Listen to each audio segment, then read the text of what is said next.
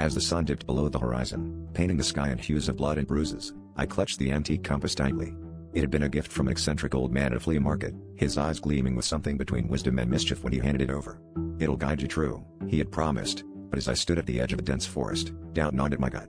With each step deeper into the woods, the needle spun erratically, pulling me into a labyrinth of shadows and whispers that seemed to breathe with a life of their own. Hours passed, the forest growing darker and more alien with every turn.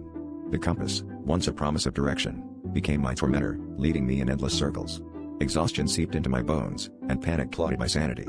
Just as despair threatened to swallow me whole, I stumbled into a clearing, the full moon revealing a stone altar at its center.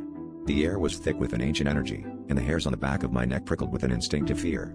It was as if the forest had guided me here with a purpose, but to what end? As I approached the altar, the ground beneath my feet seemed to hum, resonating with the pulse of something unspeakably old and malevolent.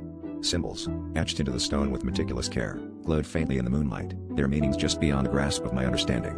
I reached out, compelled by a force beyond reason, and as my fingers brushed against the cold surface, a jarring vision seized my mind.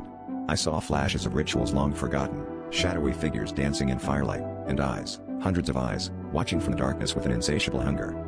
In that moment, the truth became horrifically clear. The compass hadn't been leading me astray, it had been guiding me to this very place, this sinister altar, to fulfill a destiny I never chose.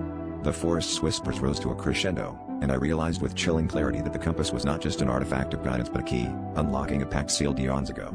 As the shadows closed in, I understood the forest had claimed me as its own, and there was no escaping the fate I had unwittingly embraced.